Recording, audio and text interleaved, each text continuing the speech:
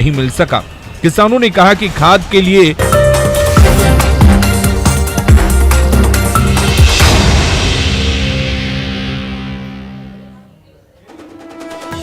भागलपुर में शराब माफियाओं के खिलाफ बड़ी कार्रवाई। दियारा इलाकों में छापेमारी कर हजारों लीटर देशी शराब किया नष्ट। बालू के अंदर से निकले शराब के ड्रम। बीएसएससी पेपर लीक कांड में आर्थिक अपराध इकाई की बड़ी कार्रवाई। मास्टरमाइंड समेत 5 गिरफ्तार। मोतिहारी से वायरल हुआ था क्वेश्चन पेपर। आरा पटना से भी जुड़े तार। दरभंगा एयरपोर्ट से हथियार और कारतूस के साथ मोतिहारी का कमाउद्दीन गिरफ्तार। मुंबई जाने के दौरान चेकिंग में पकड़ाया। जांच में जुटी पुलिस। सिक्किम में शहीद हुए बिहार के दोनों जवानों का आज होगा अंतिम संस्कार। पैतृक गांव पहुंचा पार्थिव शरीर। अंतिम दर्शन के लिए उमड़ा जनसैलाब।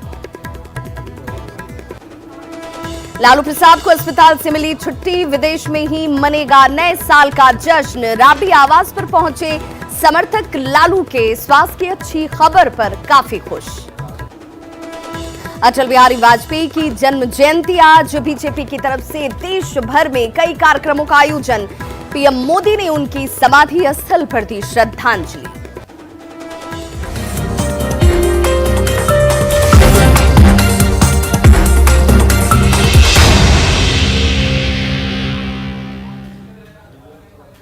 नमस्कार, सुबह के 10 बजने वाले हैं। वक्त है अपना बिहार का और मैं हूं आपके साथ विभा उपाध्याय। बुलेटिन की शुरुआत इस वक्त की बड़ी खबर के साथ। बीएसएससी पेपर लीक कांड को लेकर आर्थिक अपराध इकाई की तरफ से कार्रवाई इस वक्त तेज कर दी गई है। इस पूरे मसले में आर्थिक अपराध इकाई ने मास्टरमाइंड समेत 5 लोगों को गिरफ्तार कर लिया है और पूरे मामले में यह खुलासा हुआ है कि प्रश्न पत्र मोतिहारी से ही लीक हुआ था। हालांकि आर्थिक अपराध इकाई के अधिकारी इस मामले में फिलहाल कुछ भी बोलने से बच रहे हैं। आर्थिक अपराध इकाई की टीम ने इस मामले में पटना, सुपौल और मोतिहारी समेत कई जिलों में एक साथ ताबड़तोड़ छापेमारी की कार्रवाई की है।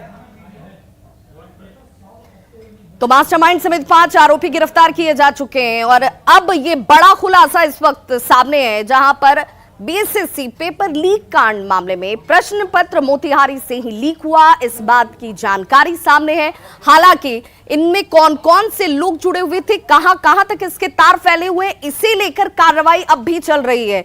इस मामले में आपको बताते चले कि गिरफ्तारियों का दौर भी कल से ही शुरू हो चुका है और एफआईआर दर्ज होने के बाद से लगातार पटना, सुपौल, मोतिहारी तमाम जगहों पर एक के बाद एक छापेमारी की कार्रवाई की जा रही है और इससे जुड़े हुए लोगों को लेकर अब पकड़ने और गिरफ्तारी के साथ साथ उनके किन लोगों के साथ तार जुड़े हुए हैं, ये तमाम चीजें इस वक्त खंगाली जा रही है। हमारे सहयोगी संजय हमारे साथ इस वक्त सीधे पटना से लाइव जुड़ गए। संजय, बीएसएससी पेपर लीक कांड हो, बीपीएससी पेपर लीक कांड हो, तमाम ऐसे प्रकरण इससे पहले के सामने आते रहे। ये एक बड़ा सवाल कि आखिर बिहार में अभ्यर्थी, छात्र, सभी लोगों के भविष्य के साथ खिलवाड़ ना हो, इसे लेकर कोई पुख्ता रणनीति क्यों नहीं बन पाती है? देखिए विभा, एक दुर्भाग्यपूर्ण पहलू है जिस पर हम लोग अभी डिस्कस करने के लिए खड़े हुए हैं और बात कर रहे हैं। वाकई में बिहार में जो एग्जामिनेशन का सिस्टम है, इसमें जो लूप होल है, वो केवल एक दुर्भाग्यपूर्ण पहलू भी है और बिहार के छात्रों के साथ सबसे बड़ा अन्याय है। देखिए, बीपीएससी पेपर लीक कांड को बहुत ज्यादा दिन नहीं हुए, महज चंद महीने पहले की बात है, जिसमें कई गिरफ्तारियां हुई। एक बार फिर से बीएसएससी, आपको याद दिलाना चाहूंगा, ये बीएसएससी पेपर लीक कांड चाहे सेंटर से ही आउट हुआ क्वेश्चन पेपर, एक बार पहले भी हुआ था बीएसएससी पेपर लीक कांड, जिसको सबसे पहले न्यूज 18 ने उठाया था। चेयरमैन से लेकर सेक्रेटरी तक की गिरफ्तारी हुई थी और बहुत बड़ा खुलासा हुआ था, कई लोग गिरफ्तार हुए थे। और ये दूसरी दफा है जब सेंटर से क्वेश्चन पेपर 1 घंटे के बाद वायरल हो गया। तो ये बिहार के उन मेधावी छात्रों के साथ सबसे बड़ा इंजस्टिस है जो अपनी मेधा के बल पर क्वालिफाई करना चाहते हैं, एग्जाम क्वालिफाई करके सरकारी अफसर बनना चाहते थे, उनके साथ इस तरह की नाइंसाफी। देखिए, जो लूपहोल सामने आया है उसमें जो माफिया हैं उनका नाम सामने आया है। जो मेन लेकिन बड़ा सवाल ये है, सबसे बड़ा आरोपी जो अजय है, उसको सुपौल से अरेस्ट किया गया वार्ड नंबर 4 से। शिक्षा मंत्री ये कहते हैं कि अगर प्रश्न पत्र 1 घंटे के बाद लीक हुआ या वायरल हो गया तो फिर इसे लीक की श्रेणी में ना रखा जाए। लेकिन सवाल ये है कि आखिर ये बिहार में ही परीक्षार्थियों के साथ क्यों होता है? तमाम परीक्षाओं के उदाहरण सामने हैं। तो ये चूक आखिर कहीं ना कहीं प्लानिंग को लेकर हो रही है, डिस्ट्रीब्यूशन को लेकर हो रही है और इससे जुड़े हुए लोगों के ऊपर अगर सख्त कार्रवाई वक्त रहते होती तो अभ्यर्थियों के भविष्य के साथ खिलवाड़ नहीं होता। देखिए, निश्चित तौर पर यही कारण है। और शिक्षा मंत्री तो सरकार में तो डैमेज कंट्रोल के लिए वो बोलेंगे ही, इस बात से इनकार नहीं किया सकता है। लेकिन अगर एग्जामिनेशन सेंटर से मोबाइल देखिए, इसमें मोबाइल लेकर परमिशन नहीं था अंदर जाने का, चाहे वो शिक्षक हो या अभ्यर्थी हो। और वो कौन सा शख्स था जो कि मोबाइल लेकर परीक्षा हॉल के अंदर चला जाता है, बाकायदा वो उसकी तस्वीर लेता है क्वेश्चन पेपर की, उसके बाद वायरल करता है। एक स्ट्रेटेजी है, जो नेक्सस है उसकी एक स्ट्रेटेजी है, और उसी के तहत ये काम हो रहा था। और वो तुरंत कहां कहां चला गया, तमाम तरह के सवाल है। और एक बड़ी कड़ी सीख देनी होगी ऐसे लोगों को। संजय, एफआईआर जिन जिन लोगों के नाम पर किए गए, क्या वो नाम का खुलासा हो पाया? क्योंकि कल तक ये कहा जा रहा था कि इससे जुड़े हुए किसी भी सवाल का जवाब देने से अधिकारी बच रहे, लेकिन सीधा सवाल ये और तीखा सवाल ये कि आखिर जिन लोगों के को लेकर आप जांच को आगे बढ़ा रहे हैं या जिनके ऊपर कार्रवाई की आप बात कर रहे हैं, उन लोगों के नाम का खुलासा करने में दिक्कत क्या है?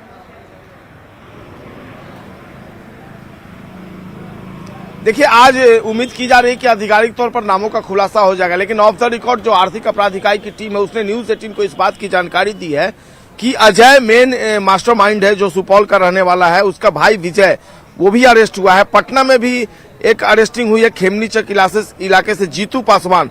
तो ये जो माफिया के तंत्र है और इसमें जो ये बैठे लोग हैं, उनकी अरेस्टिंग हो गई है। कुछ और लोग हैं जिनके नाम आए हैं और उनकी गिरफ्तारी के लिए छापेमारी चल रही है। और दोपहर के बाद तक हो सकता है आर्थिक अपराध इकाई की टीम आधिकारिक तौर पर इस पूरे मामले की प्रेस विज्ञप्ति के माध्यम से जानकारी दे। विवाह, चलिए, बहुत बहुत शुक्रिया संजय समान जानकारी के लिए। तो देखिए, इस वक्त अब कहा जा रहा है कि इंतजार थोड़ा कर लीजिए, प्रेस विज्ञप्ति जारी किया जाएगा और उसके बाद उन नामों का खुलासा किया जाएगा जिन लोगों की तरफ से इसमें संलिप्तता पाई गई है। लेकिन सवाल यही है कि आखिर बिहार में ही स्टूडेंट्स के साथ, अभ्यर्थियों के साथ इस तरह का व्यवहार क्यों किया जा रहा है? और सीधे तौर पर कि आपकी रणनीति में चूक है, जहां पर प्रश्न पत्र लीक हो रहे हैं उसे लेकर के सख्त कार्रवाई नहीं होती, ढुलमुल रवैया है और इसी वजह से इस तरह के माफिया सक्रिय नजर आते हैं। बहुत बहुत शुक्रिया संजय। भागलपुर के नाथनगर थाना क्षेत्र के शंकरपुर और चमनिया दियारा में कई थानों की पुलिस ने शराब के खिलाफ एक बड़ी कार्रवाई की है। हजारों लीटर देसी शराब को नष्ट किया गया और सुबह से ही दियारा पुलिस की टीम जो है वो पहुंची और कुदाल लेकर दियारा की जमीन को खोदना शुरू कर दिया गया था। वहां से पुलिस को देसी शराब के ड्रम बालू के अंदर से मिले और इसी स्थान का जायजा लिया है हमारे सहयोगी आशीष रंजन ने। लगातार शराब माफियाओं के खिलाफ जो है पुलिस की कार्रवाई जारी है। आप देख सकते हैं कि भागलपुर के शंकर दियारा में हम अभी है और लगातार जो है यहाँ पुलिस जो है शराब को निकाल रही है। ये जो दियारा का जो बालू भरा खेत है, इसमें गड्ढे खान के जो है देखिए ड्रम जो है छुपा छुपा के जो है शराब माफिया रखे हुए थे और शराब बना को यहाँ पर भारी मात्रा में शराब भी रखी गई है। कई ऐसे ड्रम है, सैकड़ों ड्रम को जो है आज खोजा गया है पुलिस के द्वारा। कुदाल चला कर जो है यहाँ पर ऐसे ड्रमों को निकाला गया है जमीन के नीचे से और काफी मात्रा में गैस सिलेंडर और ड्रम जो है बरामद किए हुए हैं। वही हजारों लीटर शराब जो है यहाँ पर बनी हुई मिली है, जिसको अब मिट्टी में बहाकर विनष्ट किया जा रहा है। सुबह 4 बजे से ही ये पूरी कार्रवाई चल रही है। सीआईटी की टीम है और कई थानों की पुलिस है जो लगातार अहले सुबह से ही यहाँ पर छापेमारी कर रही है। यहाँ पर है सर, कब से छापेमारी की जा रही है और कितनी मात्रा में बरामदगी की गई है सर? अभी तो छापामारी जारी है और बरामदगी का प्रयास अभी और जारी है। अभी तो टोटल अनुमान लगाना मुश्किल है, लेकिन अभी चल ही रही छापामारी चारों तरफ। पूरे बृहद पैमाने पर 5 थाने का पुलिस है, यहाँ पे हम लोग कार्रवाई कर रहे हैं। ये शंकरपुर दियारा, चमन्नी दियारा, इस क्षेत्र में बड़े पैमाने पर शराब बनाने का ये धंधा चल रहा था। ऐसी सूचना थी, गुप्त सूचना, और इसी गुप्त सूचना के आधार पर छापेमारी की गई है। बड़ी मात्रा में शराब, अवैध निर्मित शराब, ये सिलेंडर शराब में बनाने का चूल्हा और ड्राम जिसमें शराब रखा जाता है, बड़ी मात्रा में बरामद हुआ है। आप देख सकते हैं कि कई गड्ढे यहाँ पर हैं और गड्ढों में जो है पूरे दियारा क्षेत्र में जो है बालू जहाँ पर है वहाँ कुदाल लेकर जो है पुलिसकर्मी आज जो है वो शराब की खोज कर रहे हैं और शराब वहाँ से मिल भी रही है। भारी संख्या में जो है शराब को विनष्ट किया गया है और लगातार जो है पुलिस के जवान इसको खोजने में लगे हुए हैं कि कहीं से ये शराब 1 जनवरी जो है नया साल के जश्न के लिए जो बनाया गया था उसमें कहीं से खलल ना हो और लोग शराब पी के कहीं उनकी तबीयत खराब ना हो और जहरीली शराब से मौत ना हो। इसको लेकर जो है पुलिस लगातार तत्पर है और लगातार पुलिस के द्वारा कार्रवाई की जा रही है और ये कार्रवाई अभी भी चल रही है। आशीष रंजन, न्यूज़ 18 भागलपुर। और बड़ी खबर इस वक्त छपरा से आ रही है, जहां पर ऑर्केस्ट्रा संचालक की गोली मारकर हत्या कर दी गई है। बनियापुर के मिर्जापुर गांव की यह घटना, जहां आपसी विवाद में हत्या की आशंका इस वक्त जाहिर की जा रही है। तो बड़ी खबर छपरा से, ऑर्केस्ट्रा संचालक की हत्या की गई है और बताया जा रहा है कि आपसी विवाद ही इसके पीछे की बड़ी वजह रही। हालांकि पुलिस तमाम बिंदुओं पर इस वक्त जांच पड़ताल में जुट गई है। तस्वीरें इस वक्त आपके टीवी स्क्रीन पर, ऑर्केस्ट्रा संचालक की हत्या, और अब पुलिस ये कह रही है कि अपराधियों की जल्द से जल्द गिरफ्तारी होगी। हालांकि इस घटना के बाद से लोगों में आक्रोश भी।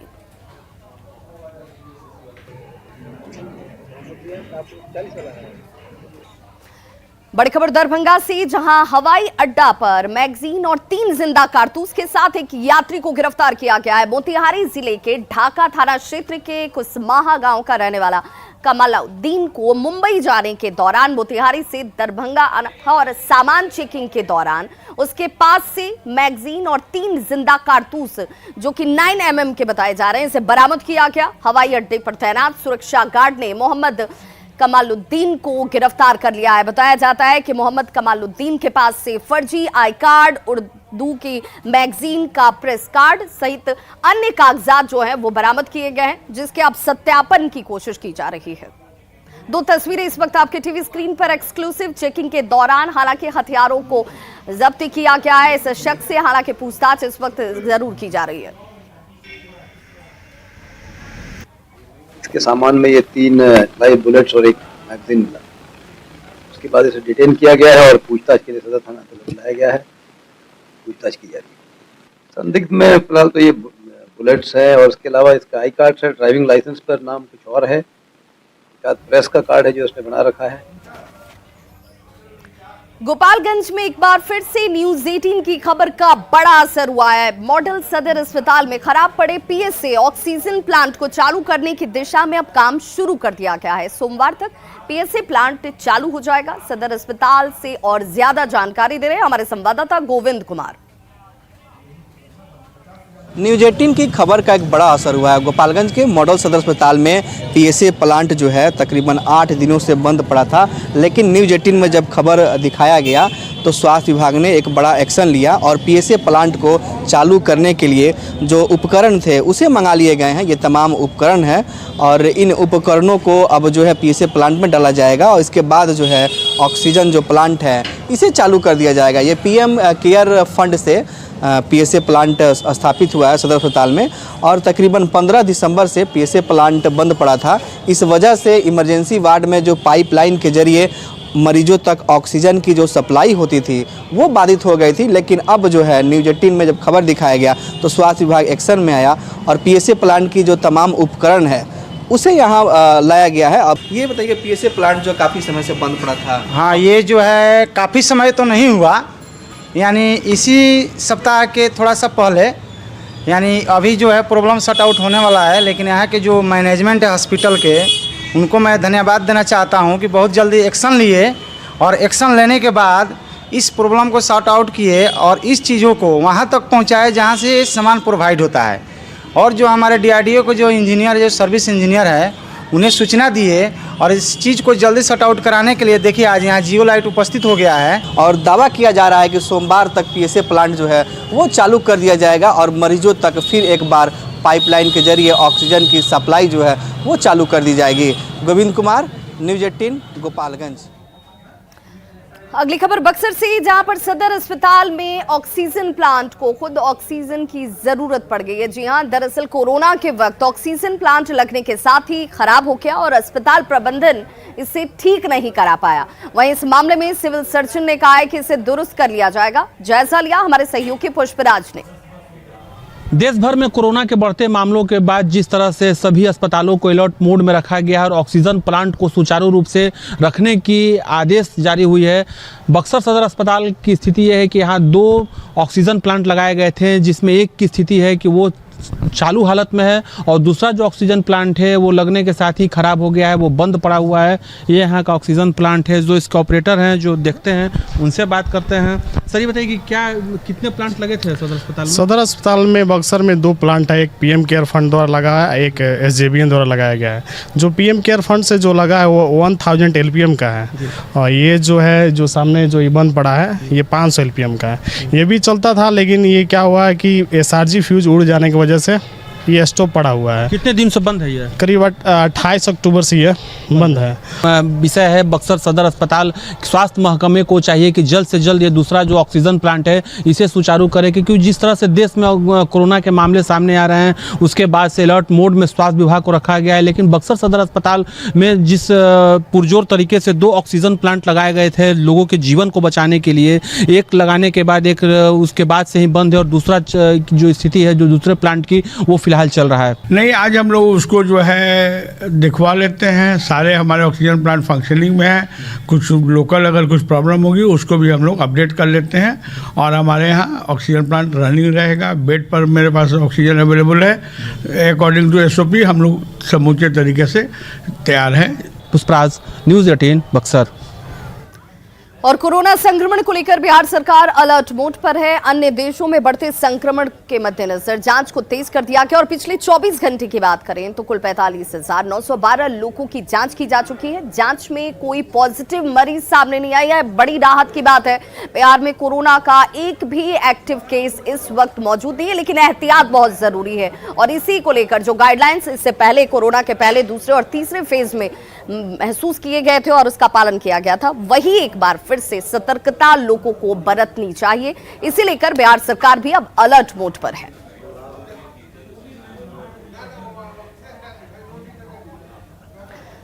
और किडनी ट्रांसप्लांट कराने सिंगापुर गए आरजेडी अध्यक्ष लालू यादव की सेहत से जुड़ी हुई एक बड़ी खबर और अच्छी खबर सामने आ रही है। लालू की किडनी तकरीबन 90% सही ढंग से काम करने लगी है।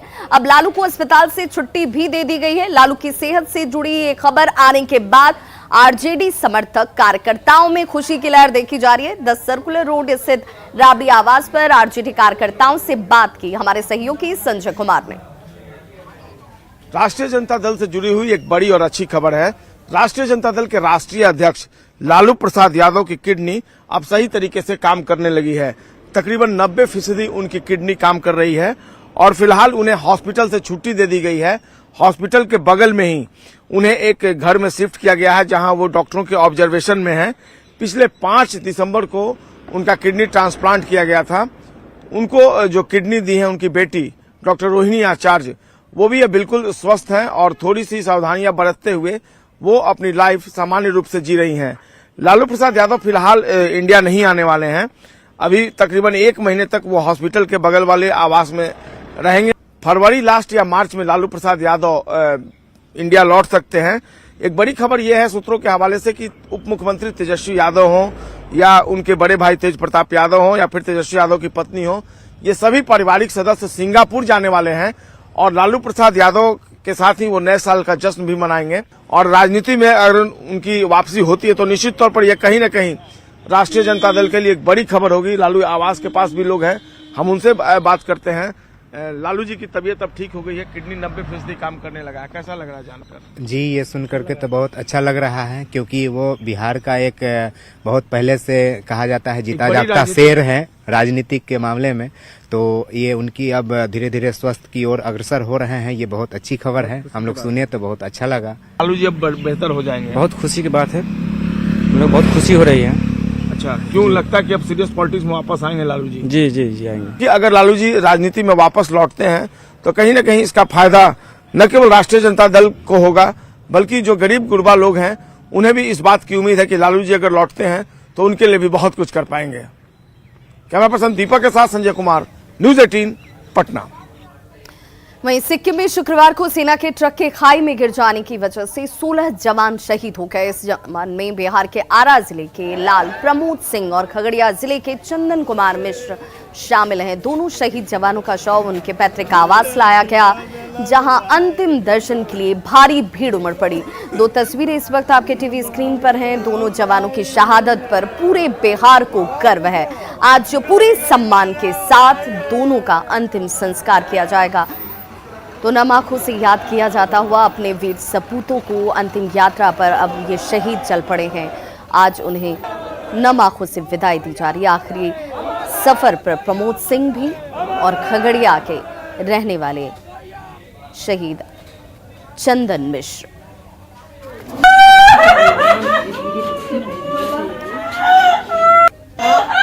तो परिजनों के लिए ये घड़ी कितनी विकट है, कितनी दुखद है, उसे समझा जा सकता है, लेकिन अपने वीर सपूतों की शहादत पर बिहार को, देश को गर्व है। बाढ़ अनुमंडल के अगवानपुर में हाथ पैर बांधकर झाड़ी में हत्या की नीयत से फेंकी गई महिला ने होश आने पर अपने ससुराल वालों पर ही हत्या का प्रयास करने का आरोप लगाया है। पूजा शर्मा ने कहा कि 2019 में उनकी शादी हुई थी। उनका पति कोई काम नहीं करता था, लेकिन अचानक 10 दिन पहले काम के बहाने वो घर से निकला, जिसके बाद पूरे परिवार ने मिलकर उसकी हत्या करने की कोशिश की। पूजा के बयान के बाद अब बाढ़ थाना इस पूरे मामले की जांच में जुट गई है।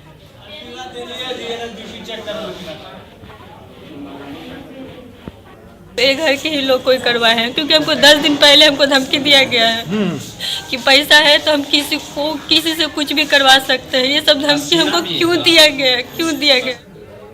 और अब बात ठंड के सितम की, तो मुंगेर में ठंड का सितम लगातार बढ़ता जा रहा है। सुबह सुबह हल्की बारिश ने ठंड को और ज्यादा बढ़ा दिया। वहीं सुबह सुबह जमालपुर स्टेशन के बाहर ठंड को भगाने के लिए लोग चाय की दुकानों पर चाय की चुस्की लेते हुए नजर आए, और इसी ठंड का जायजा लिया हमारे सहयोगी अरुण शर्मा ने।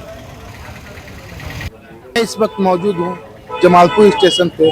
स्टेशन के बाहर आप देख सकते हैं कि सुबह सुबह जो अपने गंतव्य को जाने के लिए लोग यहाँ पे पहुँचते हैं, जो सुबह सुबह जो लोग यहाँ पे स्टेशन पे पहुँचते हैं, वो ठंड को भगाने को लेके सुबह सुबह चाय दुकानों पे आते हैं। यहाँ पे चाय जो है प्याली में मिलती है, प्याली पे वो चाय पीते हैं। चाय पीने के बाद उनको जो है ठंड में कुछ कमी होती है।